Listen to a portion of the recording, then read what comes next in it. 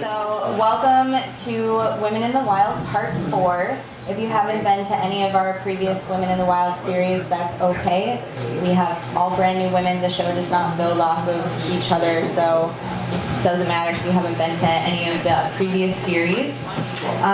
This is our second show of the season, so thank you guys for coming out and supporting. Tonight we just have myself, Ashley, and Corey here. Mike is on vacation in Florida. I don't know how he can be on vacation when he's retired, but that's okay.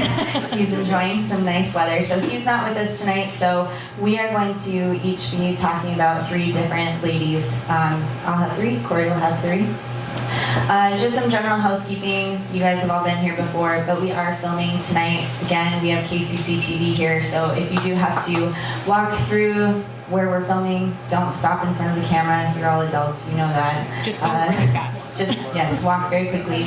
The bar does remain open during the show, so feel free to get a drink if you need a refill or do whatever it is that you need to do.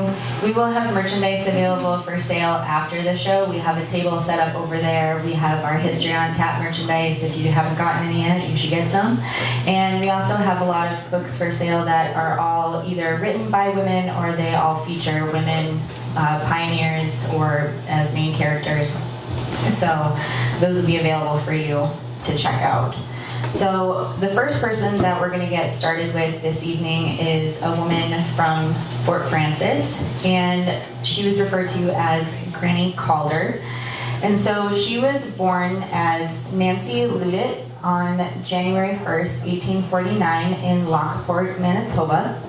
She was the daughter of Scottish parents, and she spent most of her childhood in Lockport, and then they moved to Fort Alexander.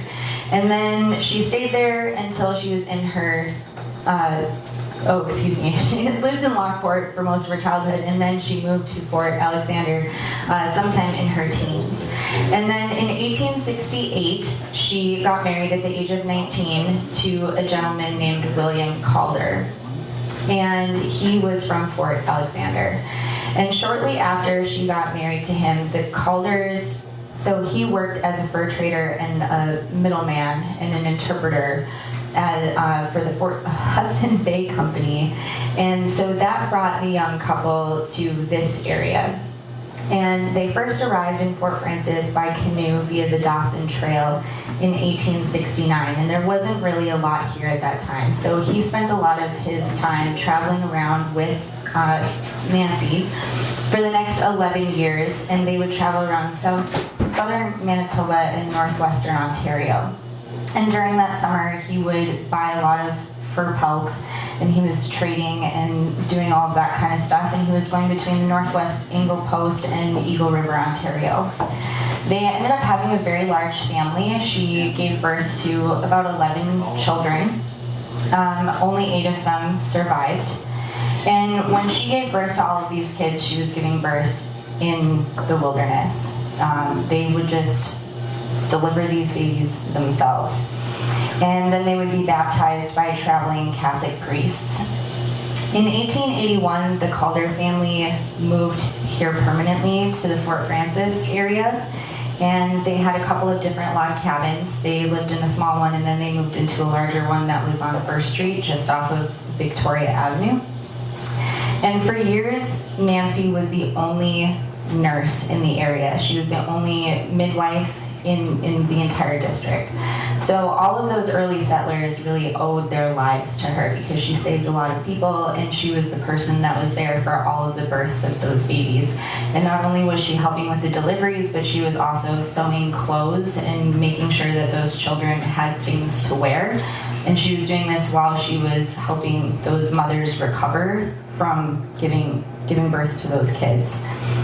And while she was taking care of those mothers, not a single one of them died. Like, all of the babies and mothers survived under her care. In her spare time, she was very active in sewing and knitting and making quilts, and she enjoyed helping her large family with all of their young kids. She passed away in February on February 14th, 1943. And her husband had passed away much earlier than that. He died on January 10th, 1908. And she is buried in the Fort Francis Cemetery. Okay, so now we're going to talk about another pioneer lady. She, by all senses of the word, straight pioneer woman.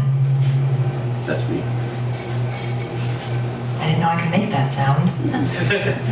You're okay now. Okay, so her name is Nina Pauline Davin, and she's... Jeff, you said it. Okay, try again. We're ready. Okay, she was born in Norway on August 24th in 1881 in a little town called Trysil. That's also the hometown that her husband was born in. They knew each other growing up, and they got married in their little local church. There's a picture of it back there. They got married January 2nd in 1900. They lived in Trysil after their marriage for just a handful more years before they decided that they wanted to come to America. So they had 4 children total, 3 of them being born in Norway. So in 1905, her husband, Ingrinus, he decided to go ahead of his family and come to America. So he made that trip. Don't know exactly what he did. It's not his show. But he made it. And a year later, Nina, her sister Hannah, and then her 3 children at the time, Jenny, Aggo, and Inga Borghild, they traveled from Oslo, because Oslo was pretty much like the closest major city. It's about 100 miles southwest of Trysil.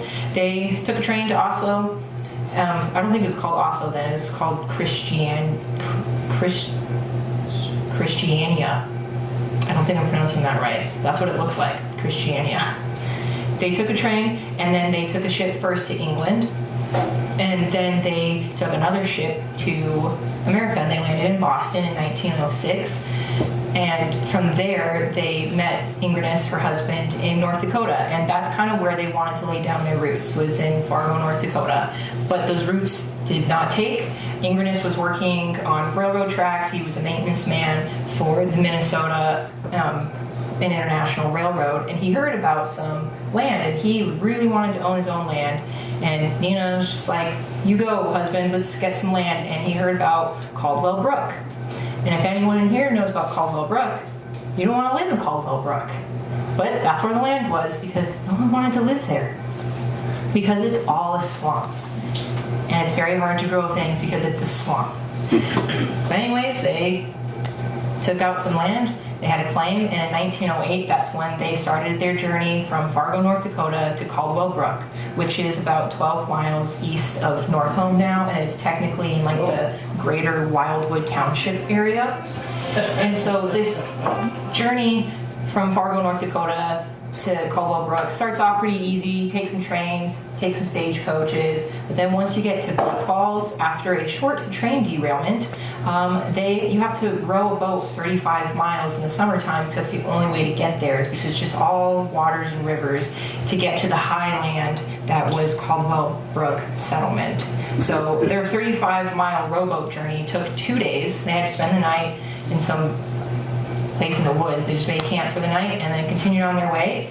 And then Nina proceeded to raise her 4 children. Now at this point, she had a child along the way in that year traveling. They made it to Caldwell Brook, and then that's where they really started to develop their family, and they had a farm, and from all accounts, it was pretty successful, and they lived there for the next 9 years. So they were there from 1908 to 1917. And while they were there, they made a lot of friends. The community of Caldwell Brook, that was kind of its heyday between that decade that they were there. And Nina lived in the woods. Caldwell Brook is very wooded area, being the only highland in that swampy area. So she was raising 4 kids out in the middle of nowhere with no connection to any other town, just because of how isolated it is by the swamp. And successfully raised 4 daughters while also building a cabin, clearing land for a garden, and then successfully growing a garden, also keeping her husband alive, because they didn't have any doctors or nurses or anything. So whenever he got injured logging or doing his odd jobs, she was the only person in the area that could take care of him, and she helped take care of some other people. She wasn't a trained nurse or anything, but she's just, old remedies that she brought over from Norway. And this whole time, she didn't speak any English. So she didn't really start to learn English until her daughters were old enough to start going to school in Caldwell Brook. And she was a huge proponent of her daughters getting their education. She wanted them to be successful in America, and she pushed them to go to school, made sure they had perfect attendance. They were the only kids in Caldwell Brook that had perfect attendance every single year. And she would take the books that they brought home from school, and she taught herself how to read and write English, and she became proficient enough in English that she started writing newspaper articles a little bit later in her life for a newspaper out of Washington. It was a Norwegian newspaper, but she printed articles in English. So she taught herself everything. And her daughter had written a book, and she noted that her mother always got nervous whenever their school teachers would come visit them, because she just was so nervous about messing up her English, even though she very quickly perfected it. But she was just very self-conscious that, she had to speak English and they ought to be perfect. So she was kind of a perfectionist in that sense. And so for the next 9 years, that was her life, was just raising her kids. They grew most of their food. They separated their own milk to make cream, and all these little tiny things. They had to collect their water, they had to boil their water for their clothes, to drink, to eat. They set up a dance hall, and so the few neighbors that they had, sometimes when they had time, they'd get together and they'd throw these big, great dances. And Nina was said to really like to dance. She would can hundreds and hundreds and hundreds of quarts of fruit and veggies and venison that she would collect herself. All the bread that she cooked, she would cook, her daughter said, sometimes 8 loaves a day, depending on who all is eating, if they're entertaining guests or whatever. And all the bread that she baked, she made her own yeast out of the hops that she would go and forage in the woods. And again, I stress, also raising 4 children. That sounds miserable, because Caldwell Brook also has a lot of mosquitoes. And there was a story that her daughter told. Her daughter, Ago, was a chronic bedwetter in her youth, and also a sleepwalker. So you've got a little kid who's peeing in bed and then getting up and walking around, and in the middle of the night, and Nina's having to chase her down, and there's mosquitoes everywhere. The kid's dragging the mosquito net on her because she's sleepwalking. She's a lot of patience, this lady. She sewed all of their clothes, everything. She did absolutely everything. And her husband, he didn't really help around the house because he was out, working, making money, doing whatever he had to do. So Nina became a very self-sufficient lady. And then their time ended in 1917 in Caldwell Brook. She kind of just went away. They left, and in the 1920 census, she pops up back in Fargo, North Dakota, and she's listed as a widow. So even though I did find her husband, he was very much alive at the time. He didn't die until the 50s, and he was listed as divorced. So I don't know what crazy stuff happened, but between 1917 and 1920, something bad happened. And he stayed in Big Falls, and it was bad enough that she moved states. But all her children lived to adulthood. They all went to school like she wanted them to, and she, as far as I know, just died at home at the age of 77 in 1959, and she was buried in Fargo, North Dakota. So the next lady that we have for you is one from the Nagurski family. So we've had a lot of requests to talk about people from the Nagurski clan. So we have 2 women tonight from them. So we'll talk about the first matriarch, and this is Michelina Nagurski. And so Michelina was born Michelina Amelia Nagurski on May 10th, 1884, and she was born in Galicia, Ukraine. So a little bit of geography. So Galicia, it doesn't exist anymore as what it used to be. It's a historical and geographical region that spans what is now the southeastern region near Poland and western Ukraine. But it's gone. If you Google it though, Galicia has a very interesting history, and I highly recommend looking it up. It's super, super fascinating. So anyways, so she was born in Galicia, Ukraine, and her parents were John and Sabina Nagurski. She had 4 siblings. She had a brother, 2 sisters, and then she had another half-sister. We don't know a lot about her time in the Ukraine, so I can't attest to what her education was like, but I know that she didn't have a lot of it, probably up to maybe a 6th or 7th grade education, because in 1898, she gets married to a man, and we're pretty sure his name was Ivan. And Ivan was 28 years old, and Michelina was 13, maybe 14. Now, of course, everyone thinks that that's weird, but it's the 1890s, and it was acceptable then. And also, it's a different country, and it's a different culture. So it was normal for someone her age in a village in the Ukraine to get married really young and go off and start a family. And so in 1900, she welcomes the birth of her first daughter. Her daughter's name was Mary. And so she has Mary, and then Ivan doesn't live very long. I don't know what happened to him, but he dies. And so now Michelina is a widow at the age of 17, and she has this daughter, Mary, that she has to try to provide a life for. And the Ukraine at that time, it's not that great.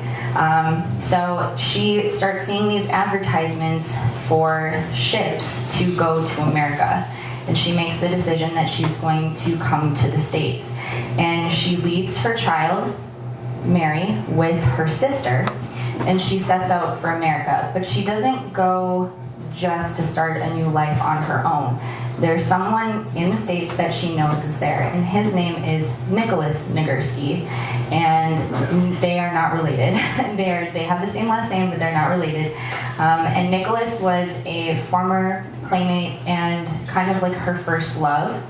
And so Nicholas had come across to America in 1903 when he was 23 years old. So in 1905, Michelina comes to North America, and she's 21. Now, immigration laws at the time stated that if you were coming to America and you did not have any relatives in the United States, you had to land in Canada first and then cross the border. I don't know why that was, but that was the rules. So that's what she did. And when Nicholas had come across, for some reason, Nicholas's name gets changed to Michael. And so I'm going to refer to him as Michael for the duration of this story. So it's Michael and Michelina. So she comes over, and she meets up with Michael in North Dakota on a farm. And they have these farms called bonanza farms. They were like work farms. It's a completely different story. Look it up if you're interested. And so they're on this farm for about a year, and they get married. And then they move back to Rainy River, Ontario. And they're in Rainy River, Ontario. This is 1908. And a year, like in that same year, November of 1908, they have their first child together, which is Bronislaw Nagurski, or Bronco. Don't have sound, Jeff. Okay. Oh, sorry. Thank you.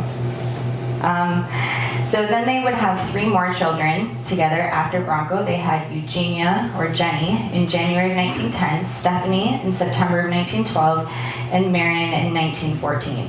Now they do have one more child in 1917. His name was Stanislav. They called him Stanley.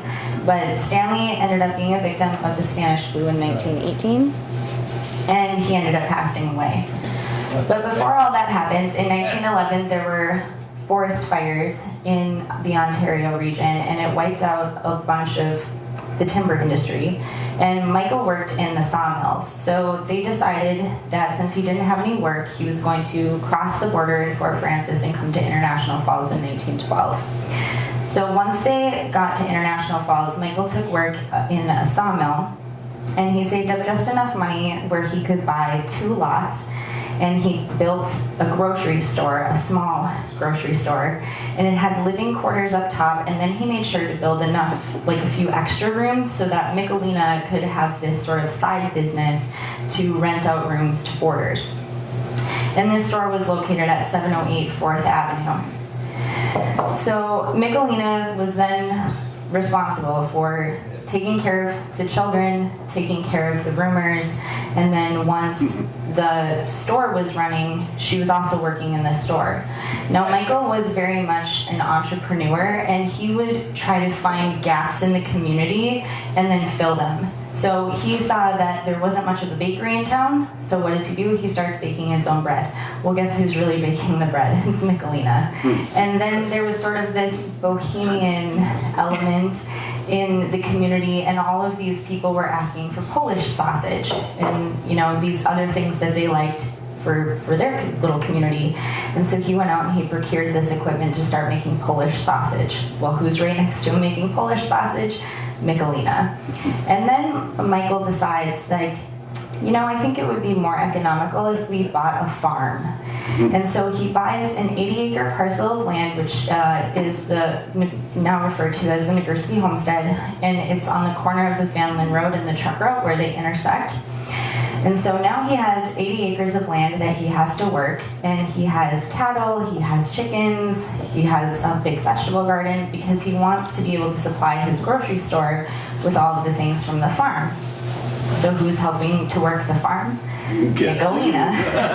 So now Michelina has all of these things that she's doing, and thank God she has kids, because like they're going to be helping.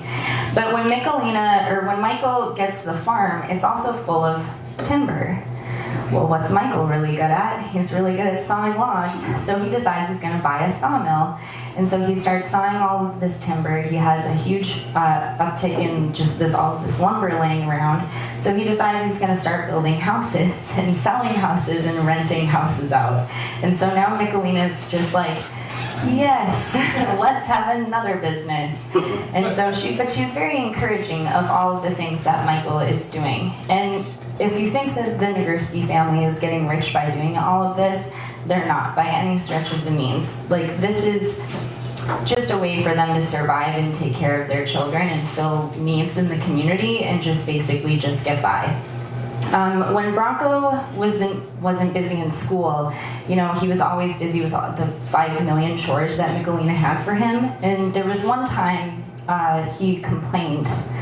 And Stephanie, his sister, wrote about this, and his mother always said, you know, don't worry, you can make it. And that sort of became her little catchphrase, was, you know, we can make it, we can make it. And a testament to this was the day that Michael thought that he would buy the family a Ford sedan. And this was a real luxury back then. And this was they were one of the first families to get this car in International Falls. So they get the car, and then the next week they get invited to a traditional Ukrainian wedding up in near Winnipeg, excuse me, I was going to say Thunder Bay, near Winnipeg. And if you're ever invited to a traditional Ukrainian or Slovenian wedding or anything like that, they're very long. And I don't mean like just all day, I mean like they're like 3-4 days. So they went off, they decided they were going to go to this wedding, they're going to party it up, and they get there just fine. It's Michelina, Michael, Stephanie, and Marion. But on the return trip home, they had a mutual friend that needed a ride. And Stephanie wrote that it would have been okay if it had just been one person. But it was the husband, the wife, 2 kids, and all of their luggage. And the man was average size, he was about 180 pounds. And then the woman was quite large. She was like 250 plus, which is very big for that size, like for that time. And, you know, so she's a big lady. And they have the 2 little kids, and they have all of this luggage with them. And Michael is like looking at this group, and he's like, absolutely not. There's no way. You're all gonna fit in my car, and my car can't take it. And Michelina's offended. She's like, no, absolutely, certainly, we can make it. We can make it. So she piles everybody into the car, and they start on their trip, and they get like 25 miles, and the car just stops. It just breaks down, sits in the middle of the road, and it's very comical. Like the wheel falls off and just rolls ahead of the car. And Michael is just mad. And Michelina is just sitting there like, can't even be bothered by the incident. Everyone gets out. She's like, well, we have to go find the tire. And Michael's just like, no kidding. So they go get the tire, they put the car back together, everyone gets back in the vehicle, and they get, they do get home. They do make it. So, it's just interesting that she has this very positive attitude no matter what sort of adversity she's faced with. There weren't a lot of people to talk to about Michelina because there's not a lot of people left to remember her, and she died in the 60s. But I was able to talk to one of her grandchildren, and I asked them to share some memories of her, what she was like as a person, and have some personal anecdotes to add, just with what her personality was like. And so I'm just going to read what they had to say. And she said, my grandmother's home was a haven for all us kids. She was always welcoming to us as we burst in her door with big hugs and smiles, and always cooking something wonderful that was never attempted in our home. She was not much of a conversationalist, at least not to us in English, but it was wonderful to hear and listen to the family speak in Ukrainian. The family enjoyed get-togethers several times a year at the Ukrainian Hall, and Michelina was quite active in the community. She would work all day long in the grocery store that they owned until their son Marion took over. She could be very brusque, but she was kind and patient with the children. She was hardworking, her house was always neat as a pin, and she was a very good woman. She was just overall a good grandmother, someone who was always home, always happy to see us rowdy kids, and always cooking, and always very loving. So I look at the pictures of her, and even though she looks like she would be very, just maybe not kind and loving, she obviously was. And after 48 years of marriage, Michelina lost her husband Michael on February 5th, 1956, when he was 75. And then 10 years later, Michelina would follow Michael in death. She was struggling with poor health at the time, and so she passed away at the age of 82 on July 1st, 1966. And she is buried in Forest Hill Cemetery. My second lady is a very successful entrepreneur from over in Fort Francis, and her name is Betty Anderson. Not much is known about Betty Anderson's early life. All we know is that she was born October 10th, 1901 in Rainy River, Ontario, and she was one of 9 children in her family. Somewhere between her birth and 1931, she was married, found her way to Baudette, Minnesota, and then went through a very bad divorce. And that's kind of where her story picks up. Now, that's the things 2 ladies have in common. Apparently terrible divorces. They're better off that way, I guess. So from Baudette, Minnesota, she's a single mom at this point, 1931. She has 2 kids, Peg and Ron. And then her house burns down. There was a terrible house fire. She lost absolutely everything she had left, obviously including her husband. He wasn't dead, he was gone. And so she decided the best thing for her and her kids was a new life, to start completely over, and she wanted to go back to Canada, and she walked her 2 kids to Fort Francis the whole way. Her son, Ron, he started a blog talking about this experience, and he says he just remembers they had the clothes on their back, and she was just like, we're leaving. They left, and they just camped on the side of the road the whole way until they made it to Fort Francis. I guess either, people were sparse along the way, or they just didn't care to pick up a lady and her 2 kids. I don't know what, but they finally made it to Fort Francis, and when they got there, she started looking for work. What else was she going to do? She rented a very tiny apartment, just 1 room, that only had 1 hot plate and 1 bed, and she rented that, and her kids stayed with their neighbor while she went out and just started looking for a job. She was able to get a job with George H. Ross, and she was making bed sheets. And instead of getting paid money, she was compensated with a bed sheet. And so he was just like, thank you for your hard day's work, here's a piece of linen. And she picked a pink sheet. She took it home, and she worked all night. She turned it into a nice pink child's dress. And the next day, she went to the post office, sat on the corner of the post office, because I guess that's where it was busiest at the time. And she sat out there all day until she finally sold that dress for 25 cents.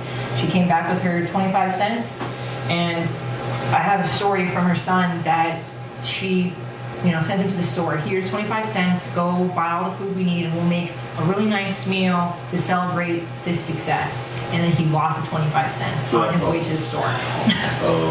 But he was able to get the food anyways. The guy at the store felt really bad for him. Turns out it had just fallen into the cuff of his pants. So then they really did have something to celebrate because he didn't get his ass kicked when he got back home. But Ron does say that she wouldn't have probably done that anyways. He does say that she was a very nice mom. But I can imagine the frustration she must have felt. So anyways, then that was their life in this little tiny room, and she worked at the George H. Ross store, and she specialized in alterations. She was able to kind of just like branch out and started doing other things, taking on more responsibilities in the store, and people started coming to her for children's clothes. She would sew some things, she would alter dresses and pay in some people for around town. And she finally was able to save up enough money by December 1945. She had $800 in her savings, and also while putting 2 children through school. And she was able to buy Grace Seaman's store. It was called the Hosiery Shop, so it was another clothing store. And Betty's dream was to be a store, like she wanted to have a store that was just for women, like all about women, women-centered, like we don't sell pants, we sell dresses, but she did sell pants for women.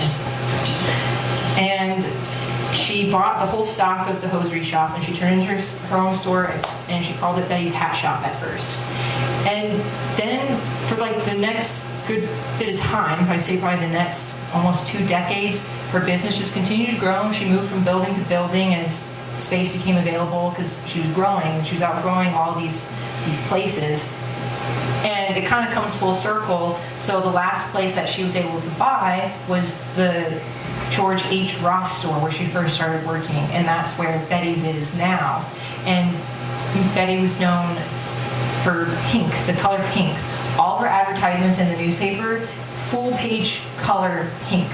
Like the whole advertisement, the background was pink, the words were a different color pink, the pictures were pink. She painted the store pink.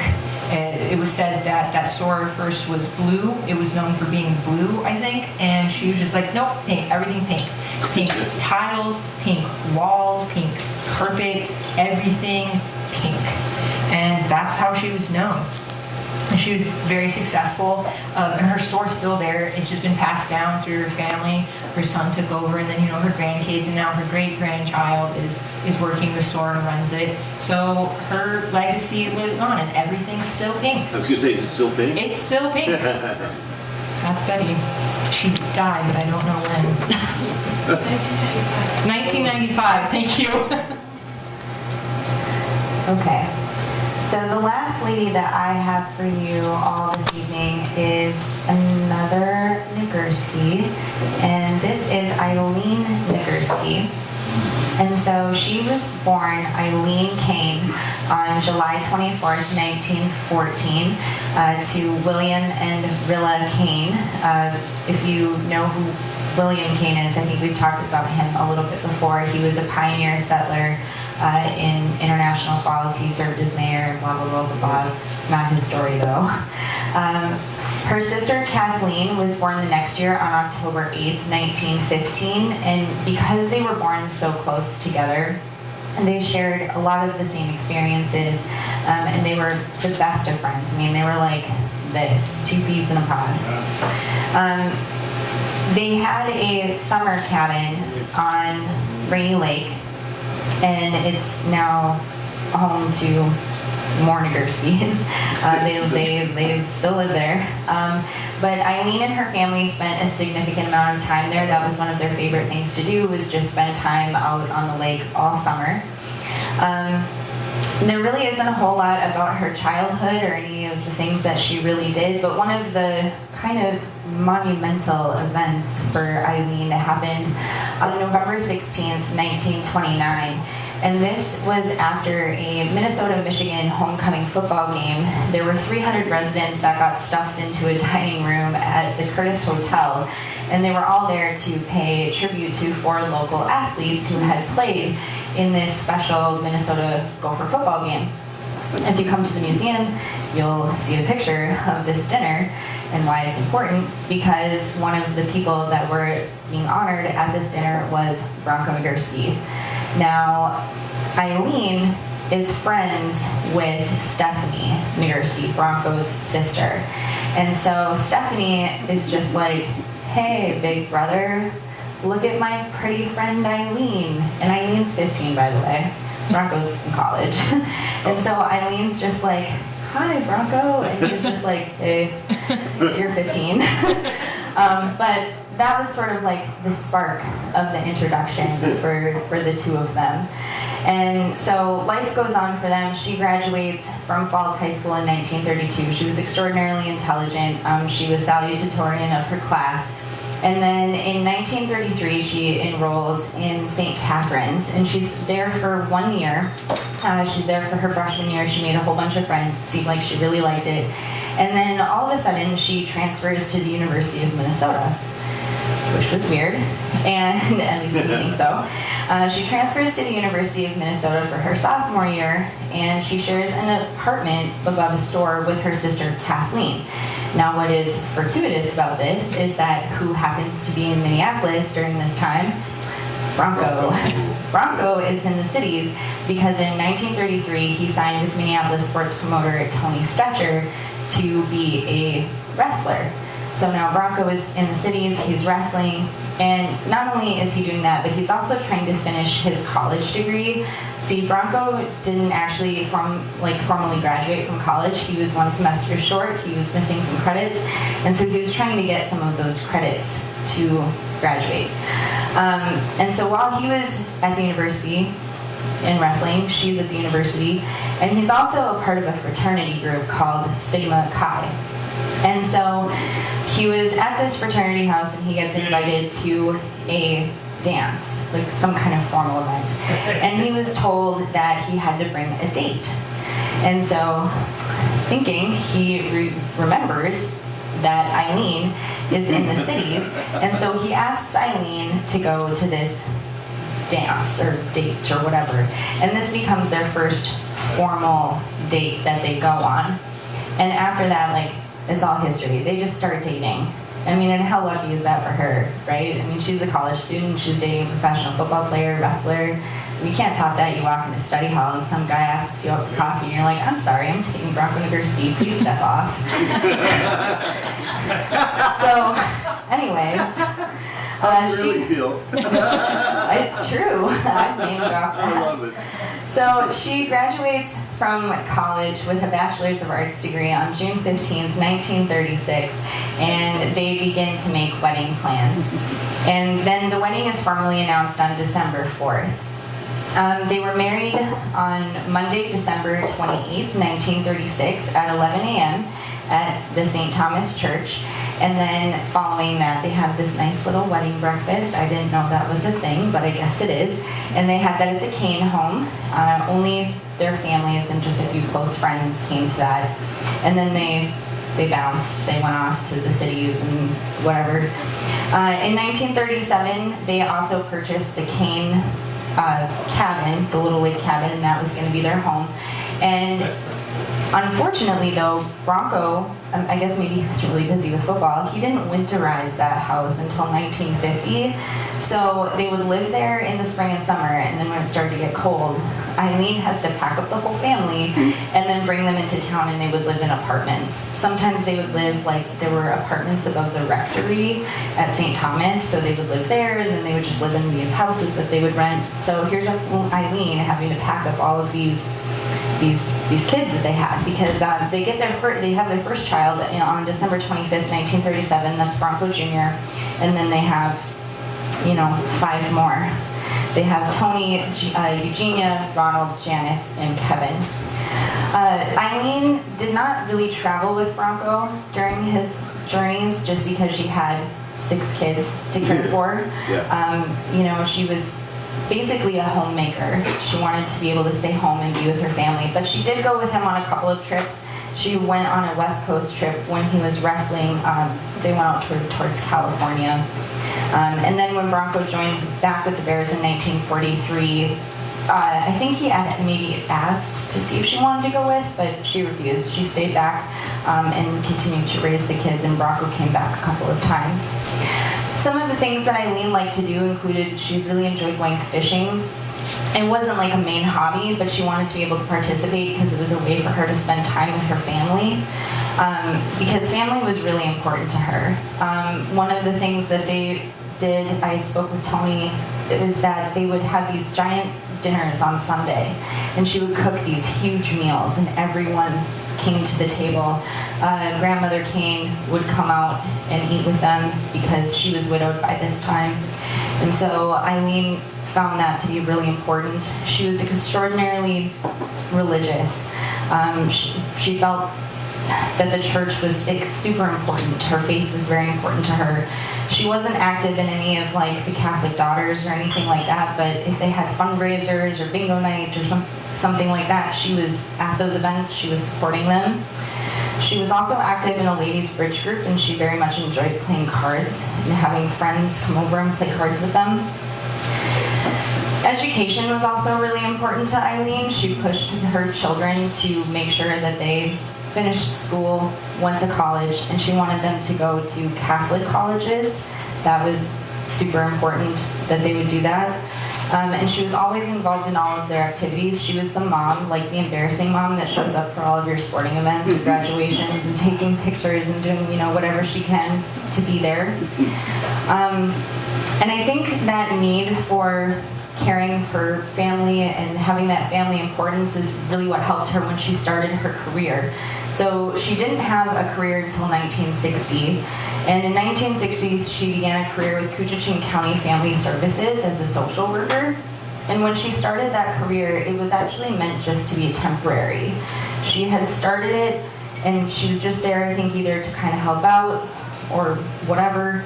And I don't know if it was that she liked it so much or that they liked her so much, or it was just both, but it turned into a 24-year career for her. And then she retired in 1984. She was 70 when she retired. Not that 70 is old, but I mean, like, she spent a lot of years, her older years, working in this career path that she really cared about, and she really wanted to make a difference in her community and working with those families. And then, unfortunately, Eileen ended up passing away at the age of 73 on October 25th, 1987. And she is buried in the Kane family plot in Forest Hill Cemetery. My third and final lady, she is the youngest one that we're going to talk about today. Her name is Irma Carlson Frugal. Actually, I know a lot about her because she wrote a lot.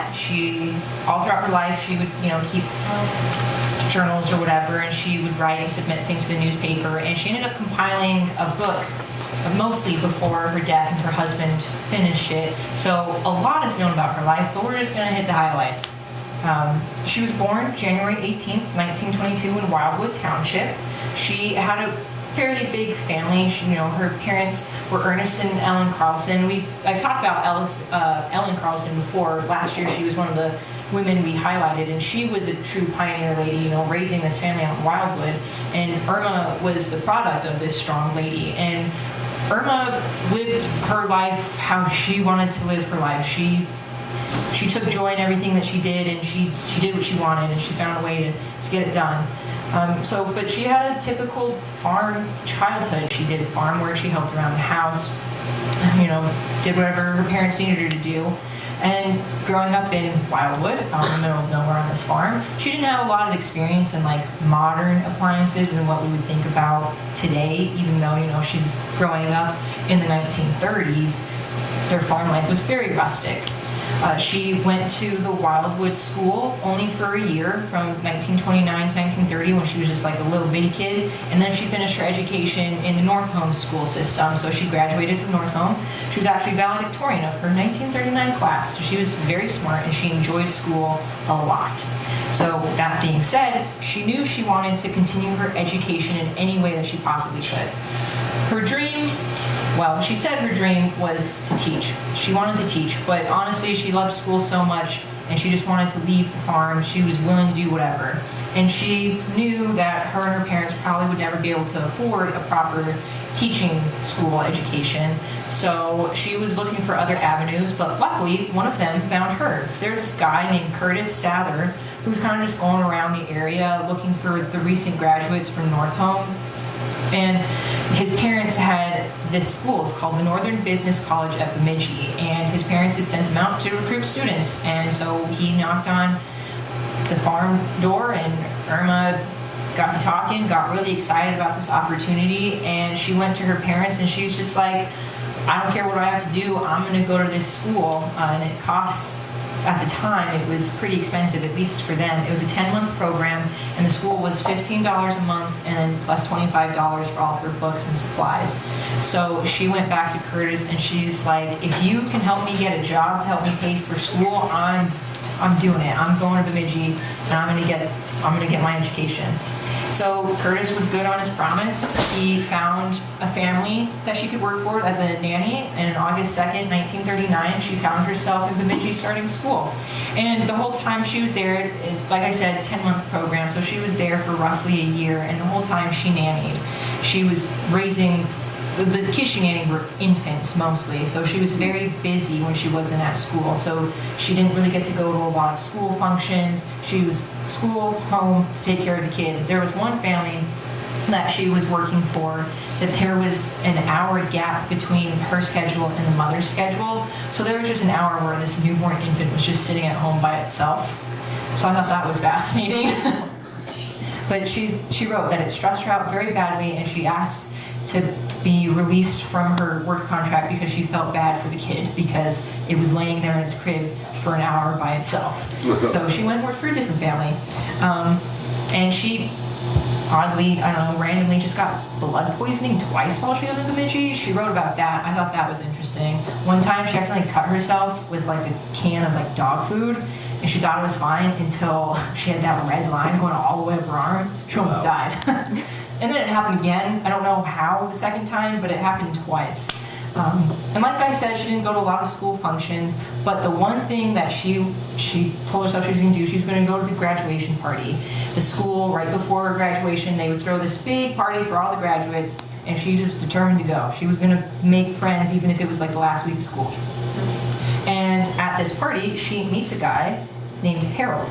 This is called foreshadowing. She meets him, they hit it off, he takes her home, and then she doesn't talk to him ever again until a few months later.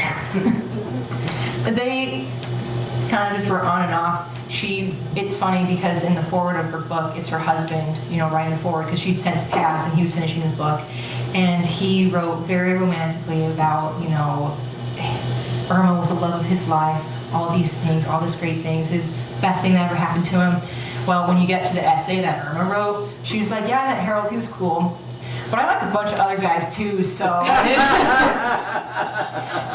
didn't want to be serious with Harold. And right after she finished with her business school, she moved to International Falls. She got a job at the JCPenney downtown. So it was kind of hard for her to be involved with Harold anyways because he was down in Bemidji. But Harold tried his best. He would come up every once in a while, he'd buy her jewelry, bring her flowers, and she's like, oh, that's so sweet. All my other boyfriends do that too. And so that's kind of how their relationship was for like the next 5 years. And in this time, she worked at JCPenney. She got a job technically as a cashier. That is what her title was when she got this job. And her salary was $60 a month. But what her job actually was everything. the owner was pretty much just like, hi, you're gonna do the cashier job, you're gonna do the bookkeeping, you're gonna do the ordering, you're gonna do the invoices, you're gonna do the payroll, you're gonna clean, you're gonna do all these things, and I'm only gonna pay you $60 a month. And she was like, well, I guess that's okay, what else is she gonna do? But she had family in International Falls. She had a sister, so she lived with her sister for a while until her sister had a kid, and then she moved into an apartment with her friend. It was not a good apartment. They had a hard time finding housing, and when they finally moved into one, it was a 1-bedroom, 1-bed, hot plate situation, and the hot plate malfunctioned like their first night there, and it almost burnt down their apartment. So they broke their lease and found somewhere else to live. And that apartment was bigger, but it had absolutely 0 windows. So they just lived in the dark for $40 a month. But she had a great time. She was writing about it, and it was just like a really good time in her life. She was having fun. She enjoyed her job. It was, even though it was super busy and she was doing all this stuff, she learned her role and she did it very well. And she enjoyed her time at JCPenney. But unfortunately, in 1945, her father passed away from the flu, so she went back to Wildwood to help her mother out. But also in this time, remember that foreshadowing? Harold's still in the picture, kind of, like I said. So she, seeing him, seeing other guys, she's having a great time, didn't want to get married, didn't want to settle down. She was just living this wild life. But then World War II is happening, and Harold's just like, I think I'm going to enlist, might as well do something with my life. And he enlists in the military, and she's just like, all right, cool, have fun. And they see each other. Her brother joins the Navy roughly around the same time. So there was 2 instances where her brother and Harold were stationed in the same place out west. So she went and visited twice. So she saw Harold twice in that time. And I guess in those 2 times, a lot of magic happened because she very suddenly found herself engaged in 1945, right before her father died, when Harold got papers to be sent overseas to the European theater. She even wrote, quote, I don't exactly remember being proposed to, but all of a sudden I found myself engaged. At Christmas time, a package came in the mail, and inside was my present, a diamond ring. So all of a sudden she's just like, I guess this is what I'm doing now, this is great. Yeah. Engaged, not pregnant, right? I don't know if you can write about that. No, she had her kids a few years later. But no, so they did the whole, writing letters back and forth while he was fighting in Europe.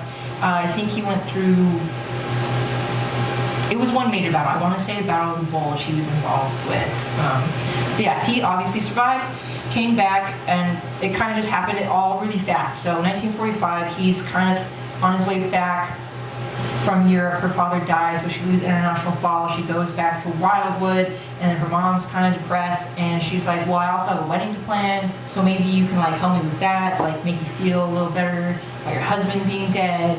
And all this crazy stuff was going on, and then Harold's service stuff got changed, so it ended up they only had 10 days to get married. So she had to plan a whole wedding in 10 days because there was all this other stuff happening in her life at the same time. But it ended up being a very successful wedding. Awesome. And she did write later on that she was very happy that she married Harold and not someone else. That Harold, I think, is one of those things that you don't know what you have until they go to Europe. And it might not come back. So, but they had a nice wedding.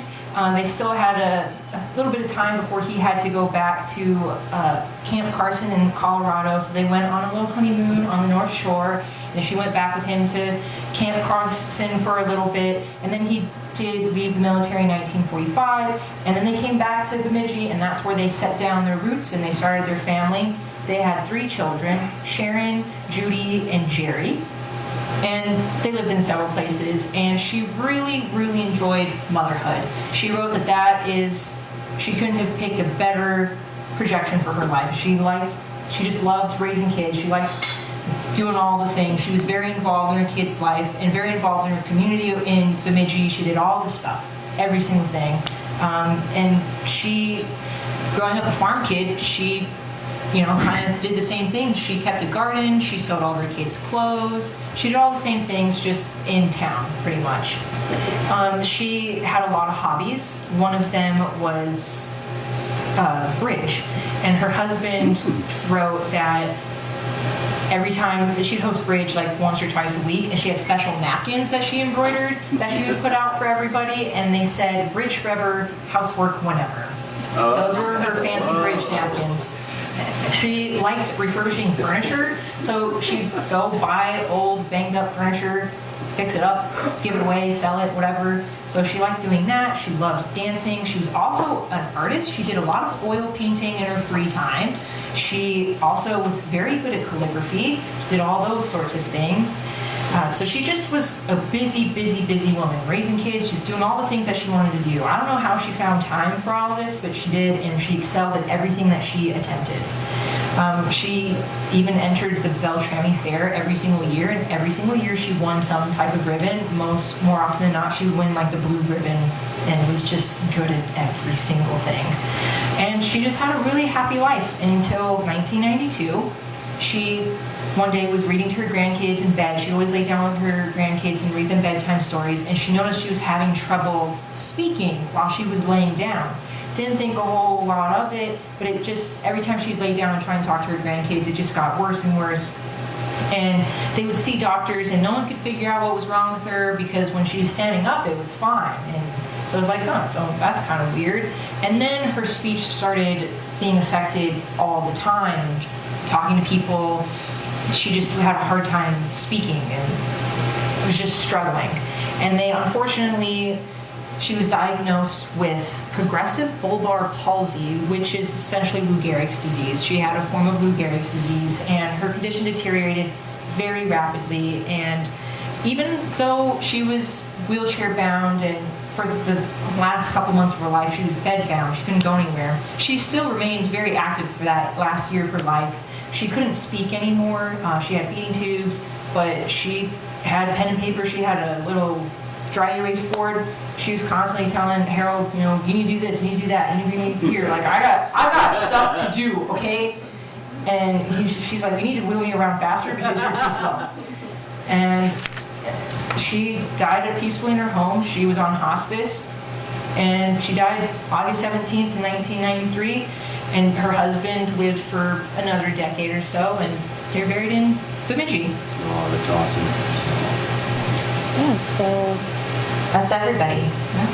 So if you guys have any... That's everyone. You guys did great tonight.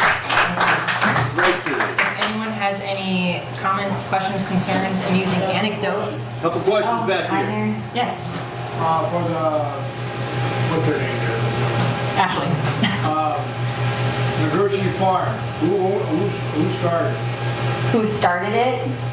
So Michael Nagurski is the one who bought the 80 acres originally and started it. And then Bronco got it after. Bronco did own it. Yep, Bronco owned it until he parceled it out. He started parceling it out and sold it off. And he ended up with a gas station. Yep. But, the reason I'm asking is that I heard the story about Bronco and the tourists. Yeah. Heard that. Yeah, with the plow story.